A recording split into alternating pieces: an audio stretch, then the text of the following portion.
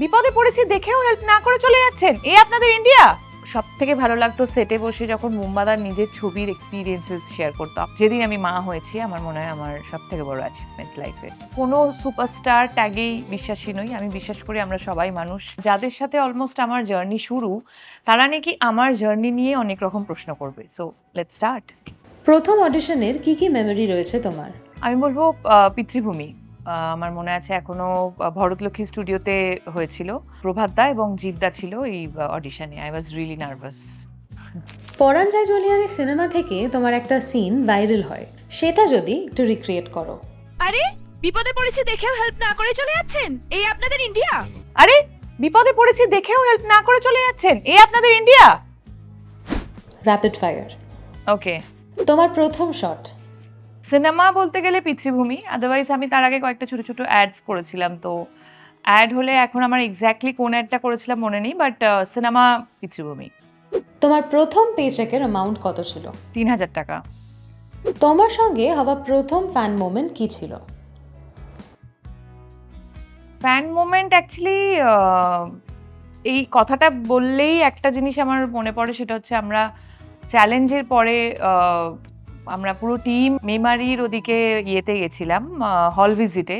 ওই এরাটা ওয়াজ absolutely different এরা। আমি হয়তো এখনই বলে বোঝাতে পারবো না যে কি কি এক্স্যাক্টলি কতটা মানুষের পাগলামি, কতটা মানুষের ভালোবাসা দেখেছিলাম। সো আমার ফ্যান মোমেন্ট বললেই ওই হল ভিজিটের ভিশনটা মানে চলে আসে।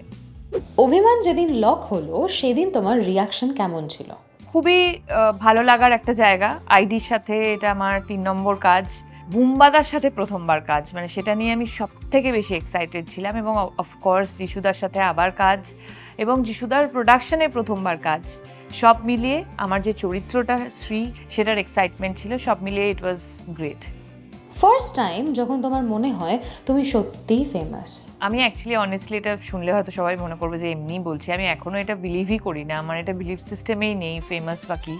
আমি প্রতিদিন সকালে ঘুম থেকে উঠে কাজ করতে বেরোই, এবং প্রত্যেকটা কাজ ভীষণ অনেস্টির সাথে এবং খুব ডেডিকেটেড ওয়েতে করি। এখনও আমার মধ্যে ওই হাঙ্গারটা আছে, এবং অবশ্যই এটা বুঝি যে মানুষ খুব ভালোবাসে।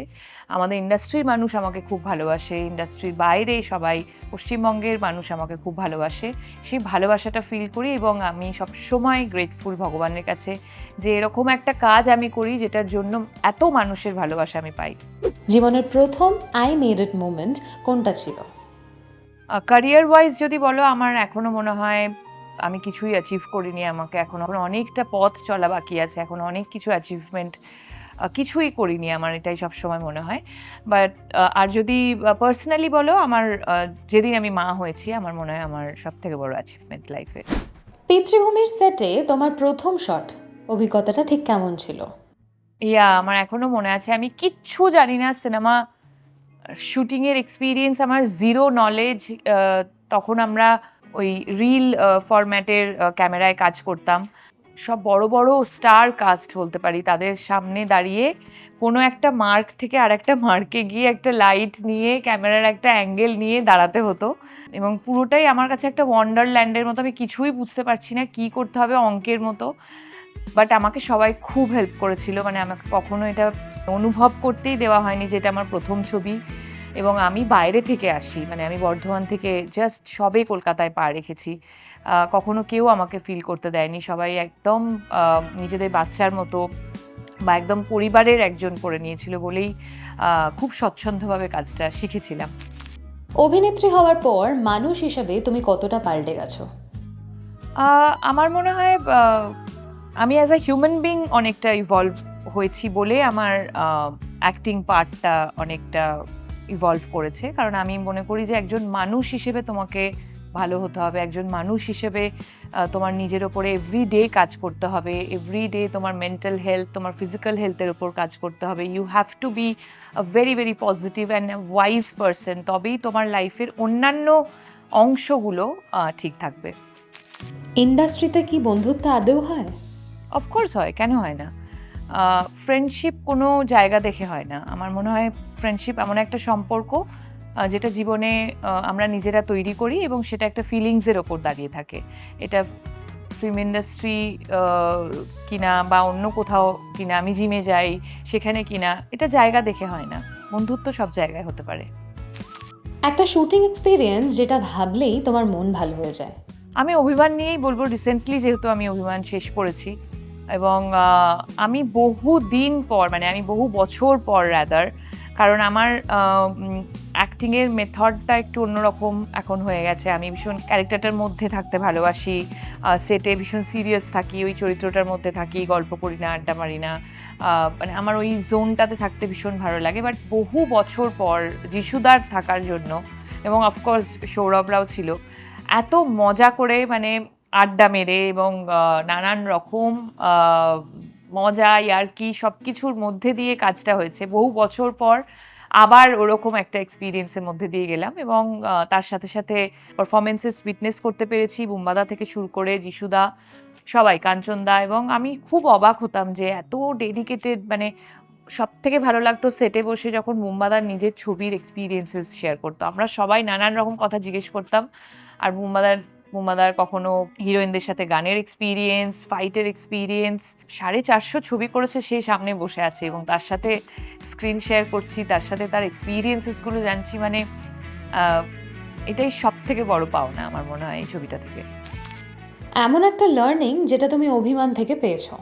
আমি সবসময় মানে বাড়ি ফিরে সবার সাথে এই গল্পটাই করতাম যে এই যে এতটা এখনো মন নিজের কাজের প্রতি, এতটা অদম্য চেষ্টা সারাক্ষণ করেই যাচ্ছে যে আমাকে বেস্টটা দিতে হবে, যেটা আমার মনে হয় মানে ওনার জায়গায় দাঁড়িয়ে নাই মনে হতে পারে যে আমি অলরেডি অনেকবার প্রমাণ করে দিয়েছি আমি প্রসেনজিৎ চ্যাটার্জি। কিন্তু উনি যখন সেটে ঢুকছেন তখন উনি প্রসেনজিৎ চ্যাটার্জি নয়, উনি তখন ওই চরিত্রটা হয়ে ঢুকছেন।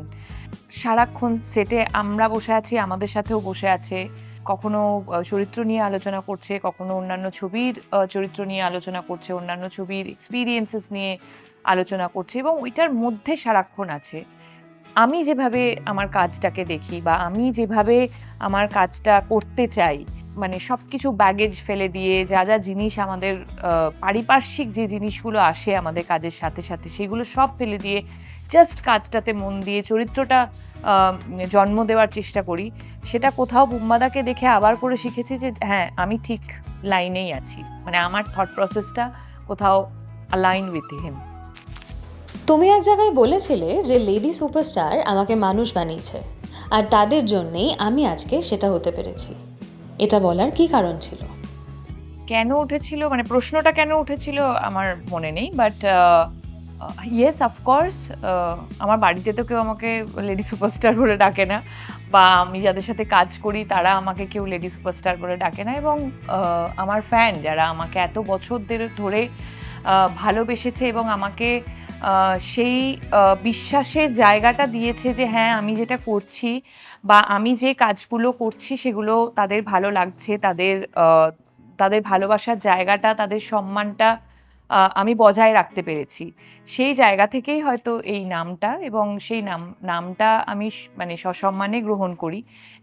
তবে যদি তুমি আমাকে পার্সোনালি জিজ্ঞেস করো যে আমি নিজে তো, তোমরা এত বছর আমার সাথে কাজ করছো, এখানে অনেকেই আছে যারা অনেক ছোট থেকে আমাকে চেনে এবং এখনো অবধি দেখছি। সো আমি কোনো সুপারস্টার ট্যাগেই বিশ্বাসী নই। আমি বিশ্বাস করি আমরা সবাই মানুষ, আমরা এখানে এই পৃথিবীতে একটা জার্নি কমপ্লিট করতে এসেছি এবং সবাই এই জার্নিটা, মানে আমরা এন্ট্রি গেট নিয়েছি, এক্সিট গেটের দিকে যাচ্ছি, এক্সিট গেট চলে এলে আমাদের নিজেদের পারপাস এবং জার্নি কমপ্লিট করে আমরা সবাই চলে যাব, শুধু এটাই বিশ্বাস করি।